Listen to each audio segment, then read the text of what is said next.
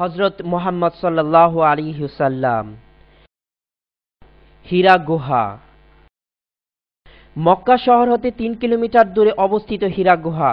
হযরত মুহাম্মদ সাল্লাল্লাহু আলাইহি ওয়াসাল্লাম এই গুহাটিতে ৪০ বছর বয়সে আল্লাহর ইবাদত বন্দেগী করতেন এবং এই স্থানেই রাসূল মুহাম্মদ সাল্লাল্লাহু আলাইহি ওয়াসাল্লাম ওহীপ্রাপ্ত হন। কোরআন অবতীর্ণ হয় এই স্থানেই। বিসমিল্লাহির রহমানির রহিম।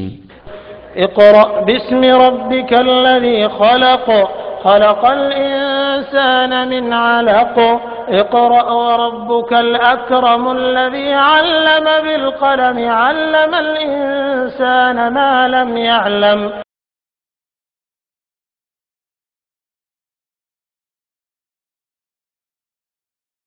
হিজরত। অতঃপর আল্লাহর নির্দেশে হযরত মুহাম্মদ সাল্লাল্লাহু আলাইহি ওয়াসাল্লাম যখন মক্কা হতে মদিনায় হিজরত করেন তখন এই পাহাড়ের লুকায়িত গুহায় হযরত মুহাম্মদ সাল্লাল্লাহু আলাইহি ওয়াসাল্লাম ও আবু বকর রাত্রি যাপন করেন। এই পাহাড়ের নাম সাউর পাহাড়।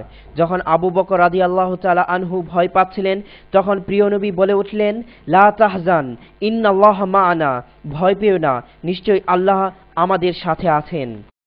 অতঃপর মদিনা শহর হতে ৩ কিলোমিটার দূরে কুবা নগরীতে রাসূল সাল্লাল্লাহু আলাইহি সাল্লাম পৌঁছিলেন। এই সেই কুবা মসজিদ যা ইসলামের প্রথম মসজিদ নামে পরিচিত।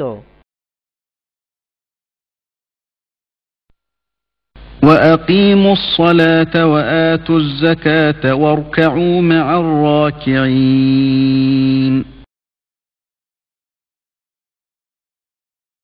জুমা। এই মসজিদে হযরত মুহাম্মদ সাল্লাল্লাহু আলাইহি সাল্লাম প্রথম জুমার নামাজ আদায় করেন। মদিনাতুল মুনাওয়ারা। যখন মদিনায় রাসূল সাল্লাল্লাহু আলাইহি সাল্লাম পৌঁছলেন তখন মদিনাবাসী এক সুরে গেয়ে উঠলেন, তলা আল বাদরু আলাইনা। এটা মসজিদে নববী, ইসলামের প্রাণ কেন্দ্র এটি।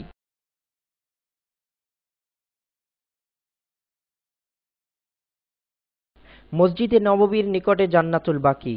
এখানে হযরত মুহাম্মদ সাল্লাল্লাহু আলাইহি ওয়াসাল্লামের স্ত্রীগণ, হযরত ফাতেমা রাদিয়াল্লাহু তাআলা আনহা, হযরত উসমান রাদিয়াল্লাহু তাআলা আনহু, ইব্রাহিম আলাইহিস সালামের সন্তানগণ এবং রাসূলের অনেক প্রিয় সাহাবীর কবর রয়েছে। রাসূল সাল্লাল্লাহু আলাইহি সাল্লামের রওজা মোবারক। মসজিদে নববীর বহিরাংশে রাসূল সাল্লাল্লাহু আলাইহি সাল্লামের রওজা মোবারক। এটি রাসূল মুহাম্মদ সাল্লাল্লাহু আলাইহি সাল্লামের রওজা।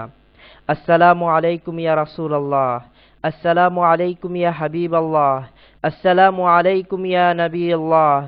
আল্লাহুম্মা সাল্লি ওয়া বারিক আলা মুহাম্মদ ওয়া আলা আলি মুহাম্মদ কামা সাল্লাইতা ওয়া বারাকতা আলা ইব্রাহিম ওয়া আলা আলি ইব্রাহিম ইন্নাকা হামিদুম মাজিদ।